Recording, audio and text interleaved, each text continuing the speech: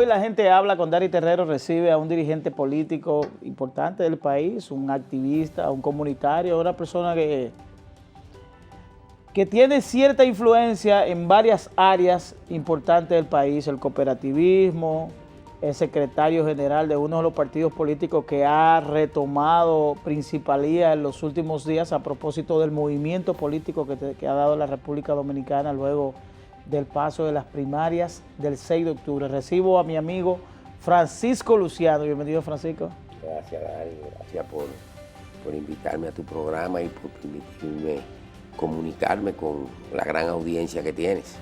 Mira, Francisco, este programa inicialmente tiene un formato que nosotros hemos querido llevar un poquito de que la gente conozca a los líderes políticos, los líderes comunitarios, los líderes sociales, que conozcan la procedencia, porque a veces aquí pecamos de injusto y juzgamos a la persona sin verdaderamente conocerla. Inicialmente yo quisiera que habláramos un poquito de tus inicios, de quién es Francisco Luciano, por qué Francisco Luciano, a partir de qué momento se involucra en las luchas sociales y en las luchas políticas. Y luego quiero que hablemos del tema político que ha llamado la atención en los últimos días. ¿Te parece? Bueno, bien. Bueno, yo llego a Buenos Aires de Herrera en el año 1970-71. Mi mamá vivía en la avenida César Nicolás Penson, donde ahora está el cuerpo de ayudantes, que era una casa grande de los Trujillo, que la gente se la dividió en piezas. Mi mamá vinimos del campo, de Arroyo Cano, después de la guerra. Yo tenía 1 o 2 años. Y ella vivió ahí hasta que el gobierno de la nación decidió recuperar todas esas casas y entonces le asignaron un solar de 200 metros. ¿Eso fue un desalojo? Sí, sí. Eran familias que vivían en esas casas. Había una en la César Nicolás Penson y había una, la de nosotros, que estaba en la... Había una en la Capitán Eugenio Marchena y nosotros que estábamos en la César Nicolás Penson, frente donde estuvo el consulado norteamericano. Okay, cerca de la casa donde... Eso es César Nicolás Penson, casi esquina Máximo Gómez. Casi esquina Máximo Gómez. Bueno, esas familias fueron ubicadas en lo que es Buenos Aires de Herrera, específicamente la calle 8, la calle Colón, la Cuba, lo que hoy es eso, ¿verdad? Entonces esas familias fueron puestas ahí y mi mamá entonces fue allá. Yo llegué a Buenos Aires de Herrera, tenía que tener unos 7 u 8 años de edad. Bueno, de ahí hice los estudios primarios en el Colegio La Hora de Dios, hasta el séptimo curso, porque ya cuando tenía 13 años me había involucrado en lo que era la línea roja. Es decir, con 13 años ya tú iniciaste ya un proceso de... 73, 74. Porque línea roja ya estamos hablando sí, claro. de cosas mayores, para hablar en un término ya. 73, 74. Ya yo distribuía un periódico que se hacía, que se imprimía, que se llamaba Servir al Pueblo. ¿Y qué te motiva a ti participar en esos movimientos? Porque no era muy... Bueno, la persona que se involucraba era porque alguien reclutaba. No, mire lo que ocurrió. Yo era un lector voraz. Había varios muchachos, el profesor Winton Perdomo, que era un joven ya estudiante universitario, que llevaba diferentes periódicos. Y yo pues comencé a leer la literatura, todo lo que había, y ahí me encontré con ese periódico Servir al Pueblo. Había un profesor, Arsenio de la Cruz, que era profesor en el liceo, que era un cuadro de la línea roja, y entonces comenzamos a discutir. Pero mira, este muchachito... Estamos hablando de comunismo, ¿verdad? Sí, claro. Sí, la línea roja, para poner en contexto... Marxista, leninista, pensamiento, Mao Zedong. Estamos hablando de comunismo puro. Exacto. Para la revolución armada, para la guerra, para construir... Estamos hablando gobierno de Balaguer. Sí, 73, 74. Sí. Bueno, era un muchacho, una cosa pequeñita. Bueno, entonces yo comencé, no como miembro, sino a colaborar a llevar el periódico, algunos comerciantes, porque los muchachos nos llamaban la atención, uno con su libro metía los periódicos y lo distribuía, pero yo también me leía mi periódico, me leí el Manifiesto Comunista, me leí varios textos y entonces decidí irme al liceo. Es decir, salir de la obra de Dios, claro, y entrar, porque la obra de Dios, estamos hablando que la obra de Dios, si lo llevamos a un contexto actual, la obra de Dios era Popi.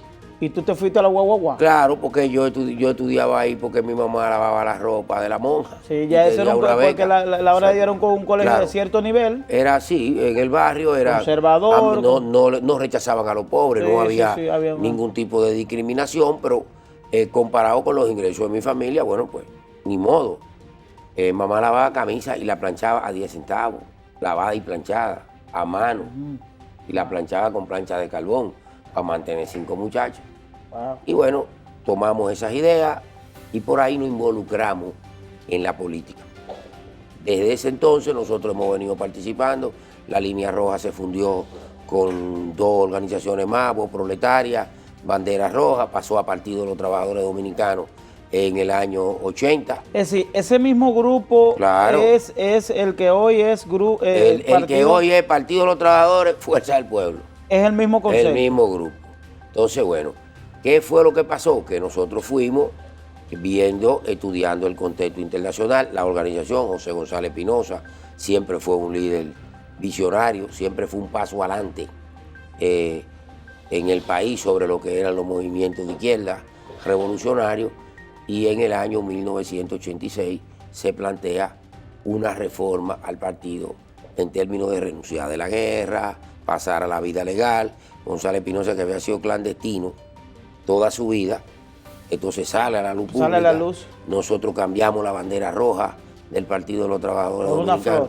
No, por la bandera verde y negra. Sí. Y una flor de la Cayena. Una flor de Cayena. Y entonces cogemos a Manolo como símbolo, el himno del 14 de junio, para aplatanar lo que son nuestras ideas y definimos el concepto trabajador no como el obrero de la fábrica, sino como lo que es el trabajador aquí. El trabajador aquí es todo el que se gana, hace un oficio. Todo el que se gana con su fuerza de trabajo el sustento de él y de su familia, los maestros, los médicos, las enfermeras, los pequeños comerciantes, todos caben en el Partido de los Trabajadores Dominicanos desde la reforma de 1986. ¿Y en qué momento tú, de ser un dirigente promedio del Partido de los Trabajadores Dominicanos, te conviertes en ser una de las principales figuras de ese partido y posteriormente secretario general? Bueno, es un proceso. Yo era del Comité de Zona Oeste, que era como se llamaba. Yo pertenecía a una célula primero de circulistas. Pero ¿y tenía gente de ese comité? Claro, sí, pero había suficientes personas en el oeste para participar en ese tipo de... Todas las luchas que se organizaron ahí, en ese municipio. Por ejemplo, yo te puedo decir, el Liceo Buenos Aires de Herrera lo fundó una célula del Partido de los Trabajadores Dominicanos. Víctor Pérez Garrido, sí, maestro, militante del partido, junto con Rafael Eligio Arias, militante del partido, y Arsenio de la Cruz, 3 militantes del partido. Fueron la idea de fundar el liceo. Ellos recolectaron, inscribieron a los muchachos, alquilaron casa, abrieron el liceo.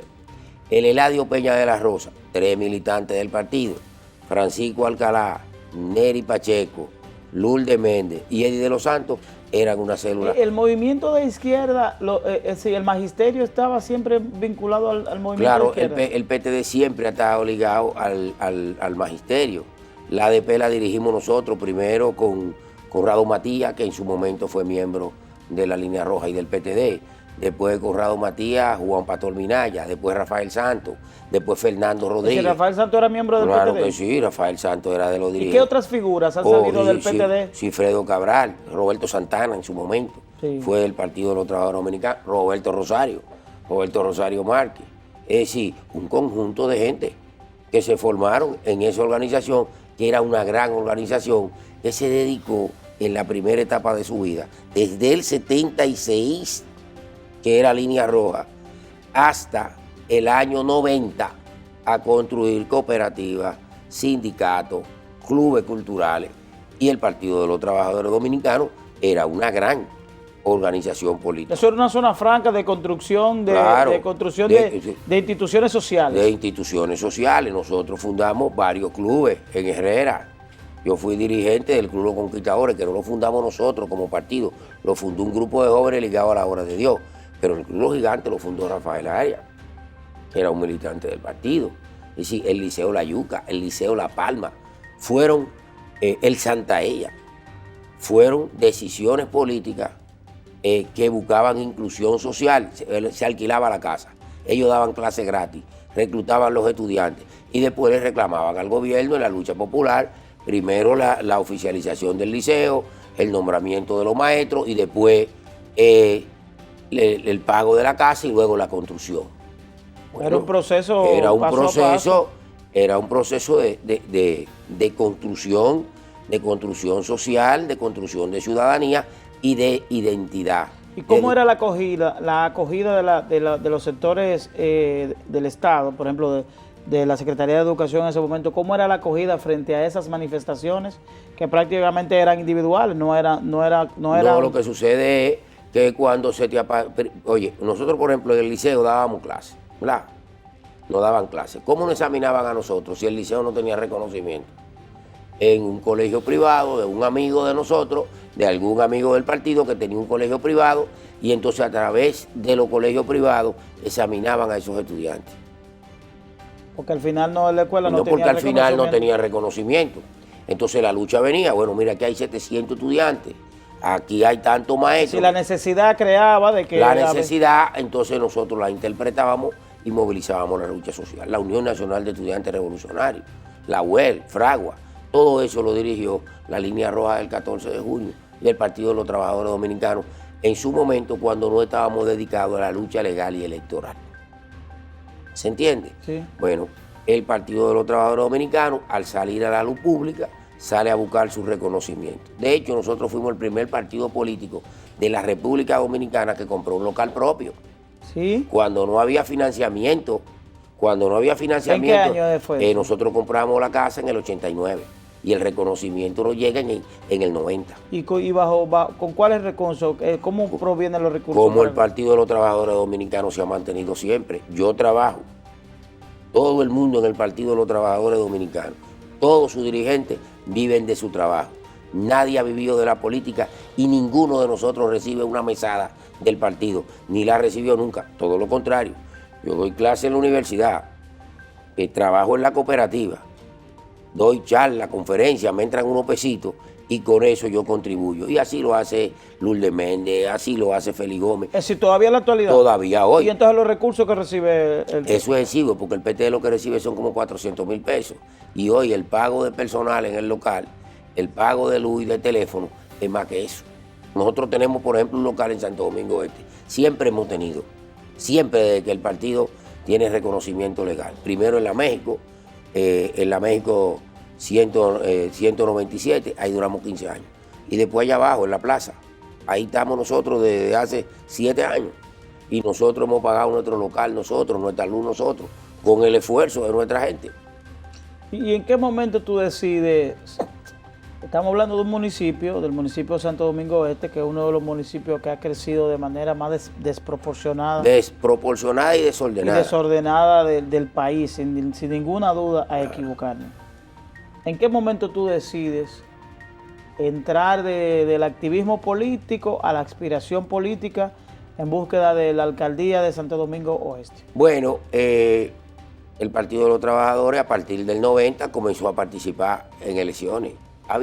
Se habían hecho ensayos, pero a partir del 90 el PTD llegó para quedarse y el PTD participó aliado al doctor Peña Gómez 90, 94, 98, al Partido Revolucionario Dominicano. Es decir, inicialmente ustedes ingresan en modo de acuerdo con el partido. Exacto, el PTD elaboró una política de frente, junto con una organización que existía, que ya no existe, que lideraba Fafa Tavera, que era el Bloque Socialista. El PTD y el Bloque Socialista tenían un origen troncal común. Eran dos fuerzas revolucionarias con una visión más o menos común.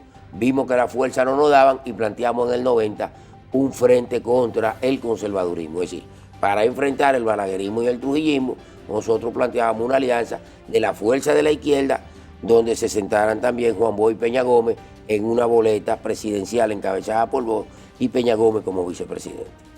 ¿De qué año estamos hablando? Estamos hablando del 90, en el 88 salió. Sí, en el 90 ustedes estaban planeando. En el 88 lo plantearon. Estaban planteando que una fórmula. Claro. Juan Bosch, Peña Gómez. En el 88. Es decir, Juan Bosch candidato presidencial. Exacto. Y Peña Gómez candidato vicepresidencial. En el 88. ¿Y qué ocurrió? Que eso no se dio.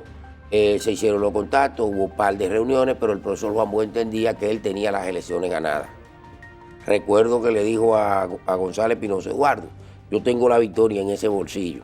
Y González Pinoza le dijo: en estos menesteres y en el Caribe hay que asegurarse, porque a veces el bolsillo está pichado o le echan alquitrán. ¿Tú crees que esa era una característica del profesor Juan Bosch, de tener ese exceso de confianza y que en los últimos momentos... Lo que pasa es que él estaba muy adelante en las mediciones, era cierto. Y él lo que le dijo a Peña Gómez venía de recuperar el PRD de una división con Jacobo, ¿verdad? Y entonces lo que le dijo fue: lo que te conviene a ti es desarrollar tu proyecto, participar y abrir tu propio camino. ¿Tú crees que eso le ocurre al PLD en este momento? Mire, lo que pasa es que la dialéctica establece que todo cuerpo lleva dentro de sí el germen de su propia destrucción.